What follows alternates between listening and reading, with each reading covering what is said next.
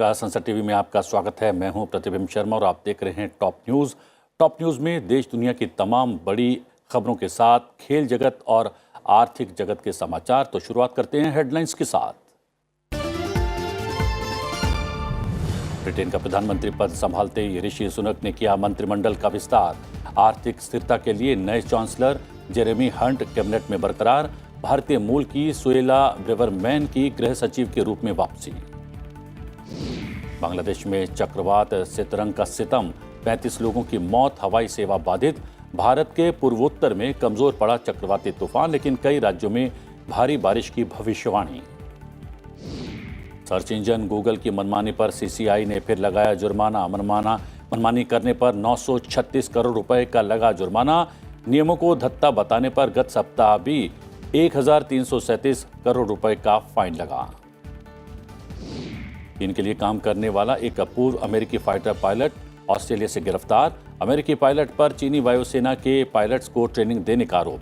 America के अनुरोध पर हुई पायलट की गिरफ्तारी। T20 विश्व कप 2022 में आज 2 मुकाबले। इंग्लैंड से टकराएगा आयरलैंड, न्यूजीलैंड की भिड़ंत अफगानिस्तान से। और अब खबरें विस्तार से।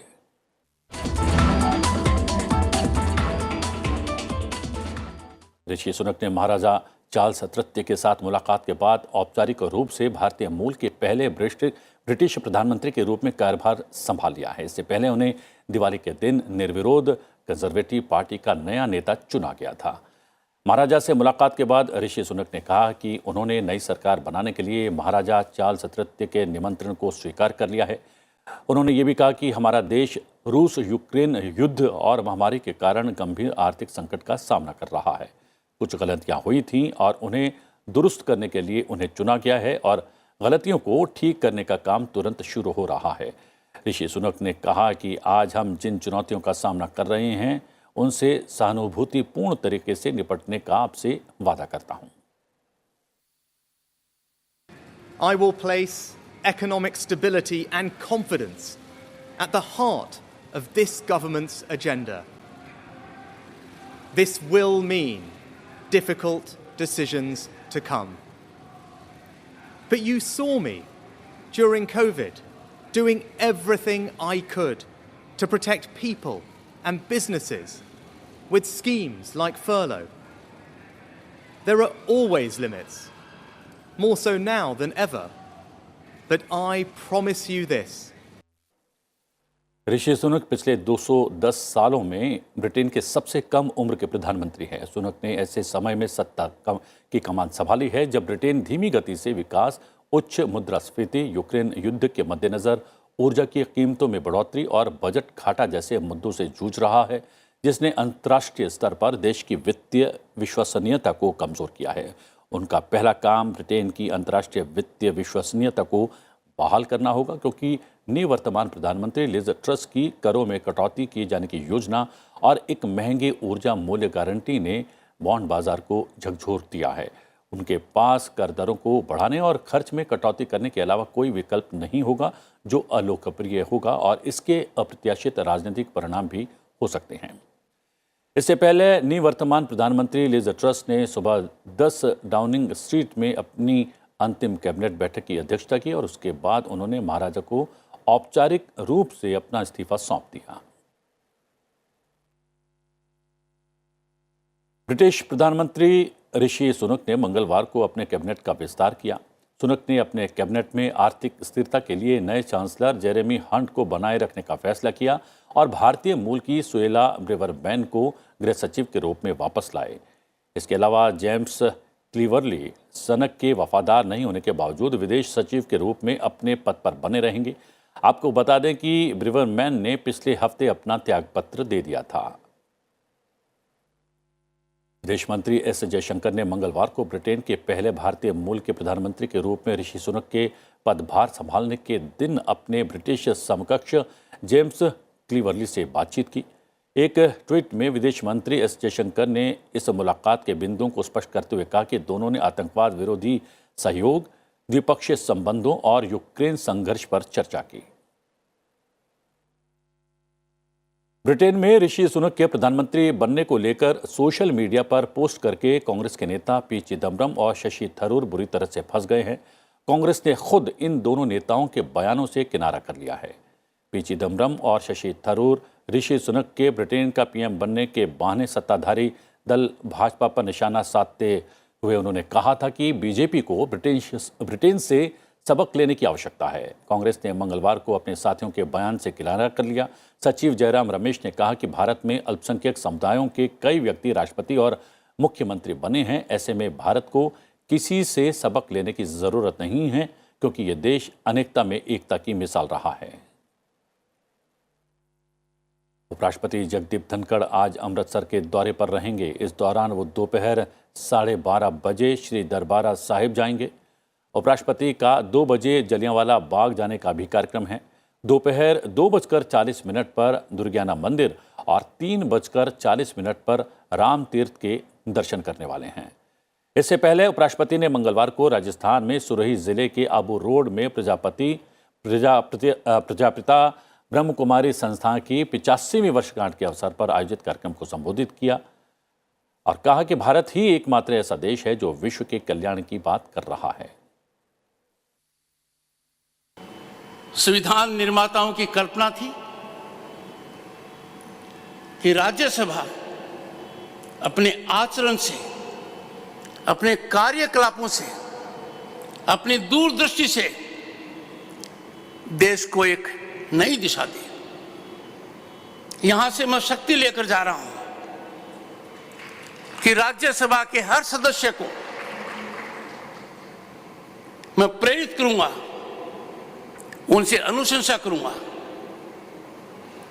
कि उनका व्यक्तिगत आचरण, उनका सामूहिक आचरण भारतीय सिद्धांतों को दिखाए और आम जन के लिए अनुकरणीय हो। राजस्थान दौरे पर माउंट आबू पहुंचे उपराष्ट्रपति जगदीप धनखड़ ने विश्व प्रसिद्ध दिलवाड़ा जैन मंदिर का दर्शन किया, जहां उन्होंने पूजा अर्चना की। उपराष्ट्रपति दिलवाड़ा जैन मंदिर में कलाकृतियों को देखकर अभिभूत हुए।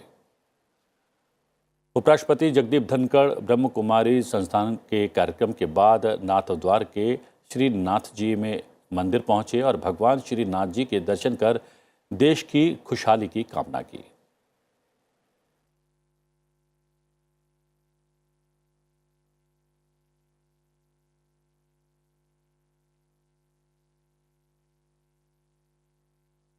श्री राम मंदिर 14 जनवरी 2024 से श्रद्धालुओं के लिए खुल जाएगा।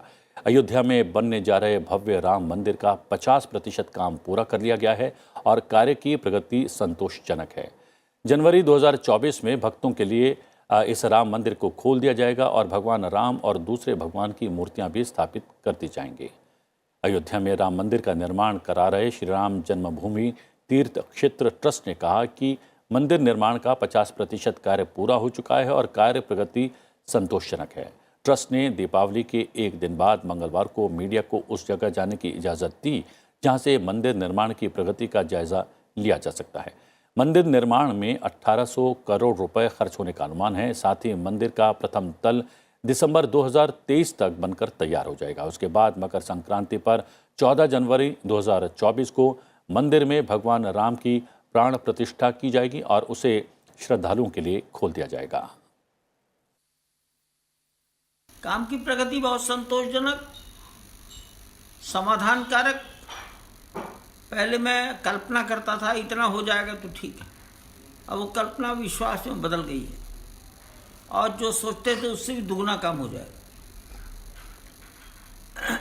परसेंटेज का गणित इंजीनियरिंग में नहीं हो नहीं सकता, तो भी कुछ किया जा सकता है। 40%, 42%।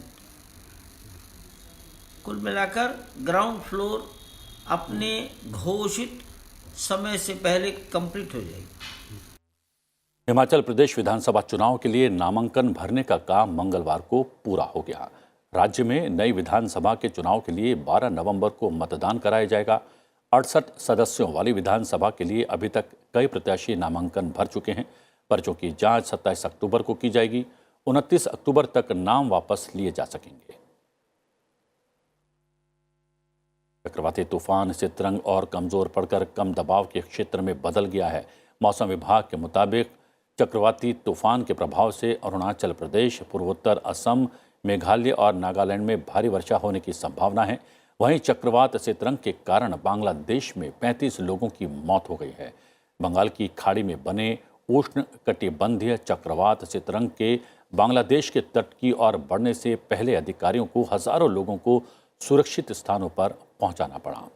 चक्रवात के प्रभाव के चलते देश भर में भारी बारिश हुई, जिससे दक्षिणी और दक्षिण पश्चिम बांग्लादेश के तटीय क्षेत्र के कई इलाकों में जलभराव हो गया। इस बीच 65 किलोमीटर प्रति घंटा की अधिकतम गति के साथ हवाएं चली। हवा की रफ्तार 85 किलोमीटर प्रति घंटा भी दर्ज की गई। बांग्लादेश सरकार ने मछुआरों के समुद्र में जाने पर नदियों में नौकाओं की आवाजाही पर रोक लगा दी है।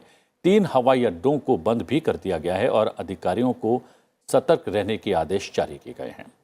चक्रवात की वजह से भारत के पूर्वोत्तर राज्यों में भारी बारिश हुई, जिससे कई जगहों पर जलभराव की वजह से लोगों को मुश्किलों का सामना करना पड़ा। फिलहाल रुक रहे हैं एक छोटे से ब्रेक के लिए। ब्रेक के बाद अंतर्राष्ट्रीय जगत की बड़ी खबरें और साथ ही नजर डालेंगे व्यापार और खेल जगत के तमाम समाचारों पर। बने रहिए हमारे साथ।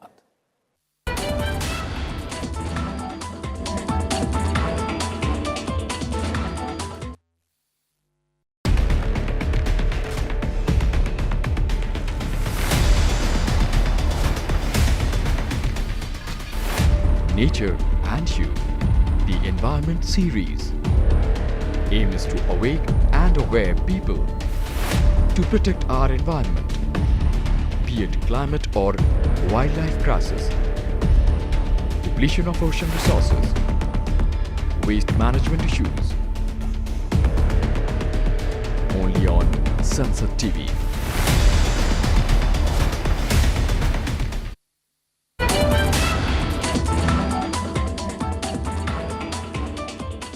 ब्रेक के बाद आपका स्वागत है। आप देख रहे हैं टॉप न्यूज और अब नजर टॉप 10 खबरों पर। राष्ट्रपति द्रौपदी मुर्मू 27 अक्टूबर को राष्ट्रपति भवन के प्रांगण में एक समारोह में राष्ट्रपति के अंगरक्षक को सिल्वर ट्रम्पेट और ट्रम्पेट बैनर भेंट करेंगी। 1.5 घंटे लंबे समारोह में राष्ट्रपति के अंगरक्षक राष्ट्रपति के सिल्वर ट्रम्पेट और ट्रम्पेट बैनर को स्वीकार करेंगे।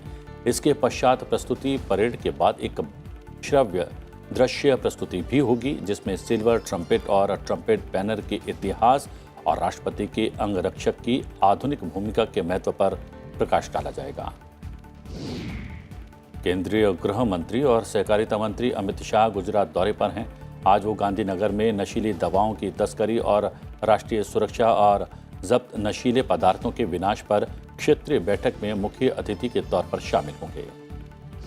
कांग्रेस पार्टी को आज 2 दशक बाद गैर गांधी अध्यक्ष मिलने जा रहा है। कांग्रेस के नवनिर्वाचित अध्यक्ष मल्लिकार्जुन खड़गे आज पदभार संभालेंगे। खड़गे आज सुबह सोनिया गांधी, राहुल गांधी, कांग्रेस कार्यसमिति के अध्यक्ष, राजस्थान के मुख्यमंत्री अशोक गहलोत, छत्तीसगढ़ के मुख्यमंत्री भूपेश बघेल, प्रदेश कांग्रेस कमेटियों के अध्यक्ष और पार्टी के अन्य नेताओं की मौजूदगी में पार्टी अध्यक्ष का पदभार संभाल रहे हैं। इससे पहले उन्होंने राजघाट जाकर महात्मा गांधी की समाधि के दर्शन किए। पश्चिम बंगाल में सहायक शिक्षकों की कथित अवैध नियुक्ति के मामले की जांच कर रही सीबीआई ने पश्चिम बंगाल केंद्रीय स्कूल सेवा आयोग के पूर्व अध्यक्ष सुबीरेश भट्टाचार्य सहित 12 लोगों को नामजद किया है। जांच एजेंसी ने मंगलवार को इस मामले में आरोप पत्र दाखिल कर दिया। भारत के प्रतिनिधि 28 साल में पहली बार अंतर्राष्ट्रीय नागर विमानन संगठन ICAO में हवाई परिवहन समिति की अध्यक्षता करेंगे। भारत वर्ष 1944 से सदस्य के रूप में ICAO परिषद में है। नागर विमानन मंत्री ज्योतिरादित्य सिंधिया ने एक ट्वीट करके ये जानकारी दी। बिहार सरकार ने मंगलवार को रेल मंत्रालय से और विशेष ट्रेन चलाने का अनुरोध किया ताकि लोक आस्था के महापर्व छठ मनाने राज्य आने वाले लोगों के लिए परेशानी मुक्त यात्रा सुनिश्चित की जा सके। बिहार के मुख्यमंत्री नीतीश कुमार के निर्देश पर बिहार के मुख्य सचिव आमिर सुबहानी ने रेल मंत्रालय के वरिष्ठ अधिकारियों से दूरभाष पर वार्ता करके राज्य में छठ महापर्व के मद्देनजर विशेष ट्रेनों की संख्या बढ़ाने का अनुरोध किया। मरीजों को बेहतर स्वास्थ्य सेवाएं देने के उद्देश्य से जिला अस्पताल में ATM हेल्थ चेकअप मशीन लगाई गई है। इस मशीन के जरिए जिला अस्पताल में आने वाले मरीजों की जल्द से जल्द जांच हो सकेगी और उसकी रिपोर्ट भी 20 मिनट में मिल जाएगी। राज्य सभापति जगदीश धनखड़ ने बाल विवाह निषेध संशोधन विधेयक 2021 पर विचार करने वाली संसद की स्थायी समिति का कार्यकाल 24 अक्टूबर से 3 महीने के लिए बढ़ाने को मंजूरी दे दी है। सुप्रीम कोर्ट 31 अक्टूबर को उस याचिका पर सुनवाई करेगा जिसमें केंद्र और राज्यों को ये निर्देश दिए जाने का अनुरोध किया गया है कि संसद और राज्य विधानसभाओं में पेश किए जाने से कम 60 दिन पहले वो मसौदा विधेयकों को प्रकाशन सरकारी वेबसाइट पर जरूर करें। देश में बीते 196 दिन में कोरोना वायरस संक्रमण के सबसे कम 862 नए मामले सामने आए हैं, जबकि उपचाराधीन रोगियों की तादाद घटकर 22,549 रह गई है। और अब नजर अंतर्राष्ट्रीय समाचारों पर।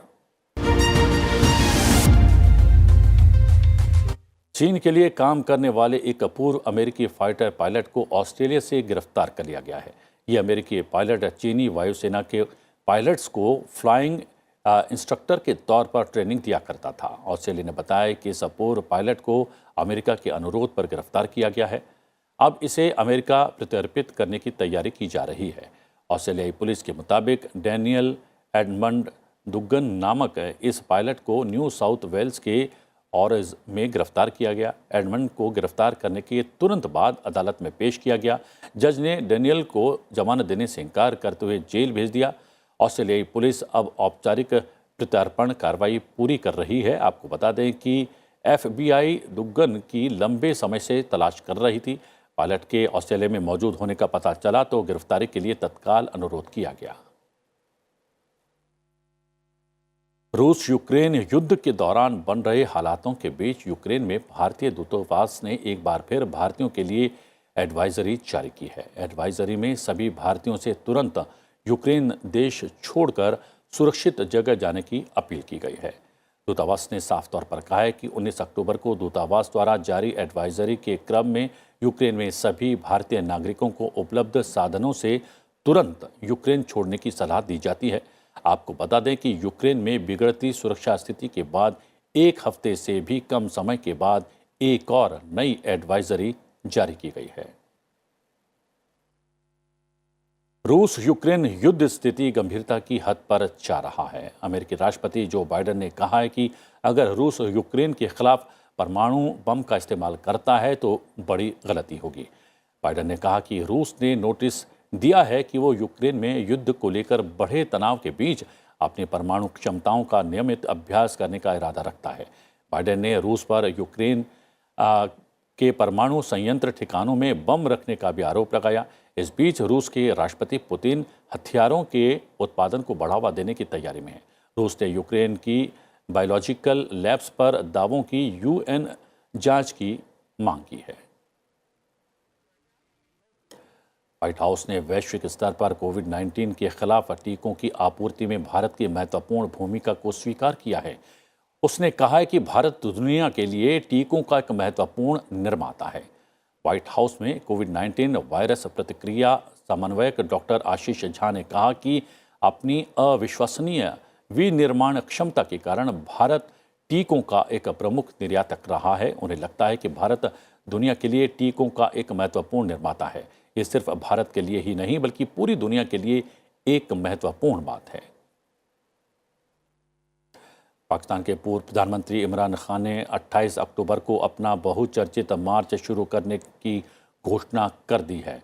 इमरान खान ने ये मार्च सरकार को नेशनल असेंबली के विघटन पर सहमत करने और मध्यावधि चुनावों की घोषणा करने पर मजबूर करने के लिए कर रहे हैं। 70 वर्षीय खान को पिछले हफ्ते पाकिस्तान के चुनाव आयोग ने राज्य के उपहारों को बेचने के बाद प्राप्त धन के बारे में सूचित करने में असफल रहने के लिए अयोग्य घोषित किया था। इसे तोशाखाना मामले के रूप में भी जाना जाता है। मैं आज आपके सामने लॉन्ग मार्च का ऐलान कर रहा हूं। जुमे को शुरू हो रहा है। मैं जुमे को लीड करूंगा। उसको 11 बजे हम शुरू करेंगे इंशाल्लाह लिबर्टी में, जिधर हम जमा होंगे, और उसके बाद हमारी मार्च शुरू हो जाएगी। और अब अंतर्राष्ट्रीय खबरों के बाद नजर डालते हैं आर्थिक जगत की बड़ी खबरों पर।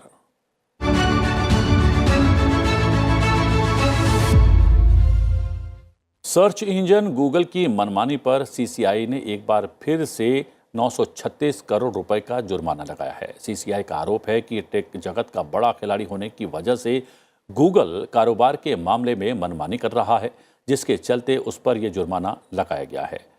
हम बता दें कि पिछले एक सप्ताह में गूगल के खिलाफ भारतीय प्रतिस्पर्धा आयोग यानी सीसीआई के 2 फैसलों से यह स्पष्ट हो गया है कि गूगल के टेक का बड़ा खिलाड़ी होने के बावजूद दायरा लांघने की छूट नहीं दी जाएगी। सीसीआई ने मंगलवार को गूगल पर कारोबारी प्रतिस्पर्धा के उल्लंघन के आरोप में 936.44 करोड़ रुपए का जुर्माना लगाया। इससे पहले सीसीआई ने कारोबारी प्रतिस्पर्धा नियमों को धत्ता बताने पर गूगल पर 1337 करोड़ रुपए का जुर्माना भी लगाया था। देश में सितंबर में आधार के माध्यम से 25.25 करोड़ ई-केवाईसी लेन देन हुए हैं। ये संख्या अगस्त की तुलना में 7.7% ज्यादा है। आधार के माध्यम से अब तक ई-केवाईसी लेन देन की कुल संख्या सितंबर 2022 के अंत तक बढ़कर 1297.93 करोड़ हो गई है। कुल मिलाकर सितंबर 2022 के अंत तक एईपीएस और सूक्ष्म एटीएम नेटवर्क के माध्यम से अंतिम छोर तक 1549.84 करोड़ बैंकिंग लेन देन हुए हैं। केवल सितंबर की बात करें तो पूरे भारत में 21.03 करोड़ ईपीएस लेन देन किए गए। सितंबर में आधार के जरिए 175.41 करोड़ सत्यापित लेन देन किए गए। इनमें से अधिकांश मासिक लेन देन फिंगरप्रिंट बायोमेट्रिक सत्यापन का उपयोग करके किए गए हैं, जबकि लेन देन के लिए जनसांख्यिकीय और ओटीपी प्रमाणीकरण का भी उपयोग किया गया है। अब तक संचयी रूप से 8,250.36 करोड़ सत्यापित लेन देन सितंबर के अंत तक पूरे किए जा चुके हैं, जो दिखलाता है कि आधार अपने घोषित दृष्टिकोण के प्रति कितनी निष्ठा रखता है। और अब खेल जगत की बड़ी खबरें।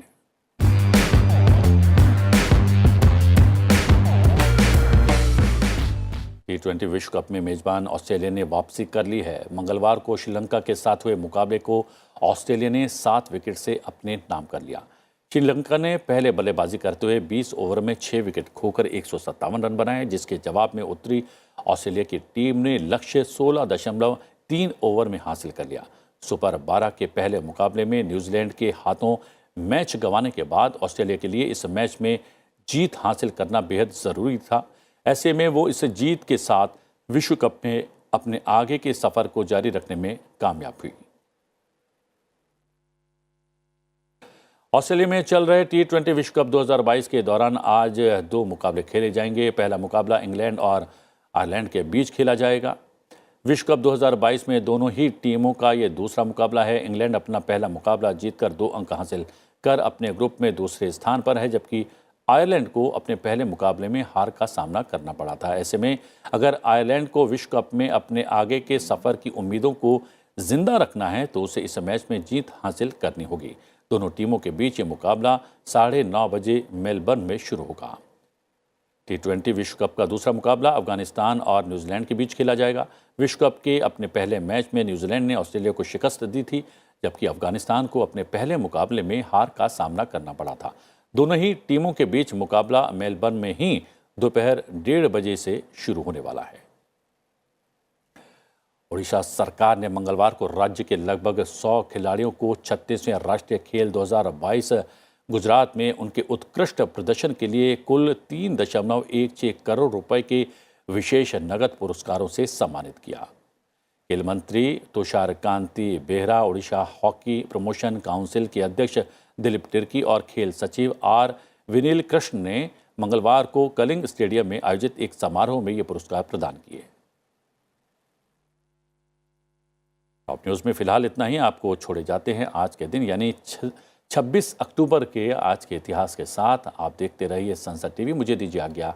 नमस्कार। 26 अक्टूबर साल 1947 को जम्मू और कश्मीर भारत गणराज्य का हिस्सा बना। अक्टूबर 1947 में हुए भारत पाकिस्तान युद्ध के समाप्ति के बाद जम्मू और कश्मीर राज्य को औपचारिक रूप से भारत में मिला लिया गया। इसी दिन राजा हरि सिंह ने स्थितियों को देखते हुए राज्य के भारत में विलय के लिए एक कानूनी दस्तावेज पर हस्ताक्षर किए।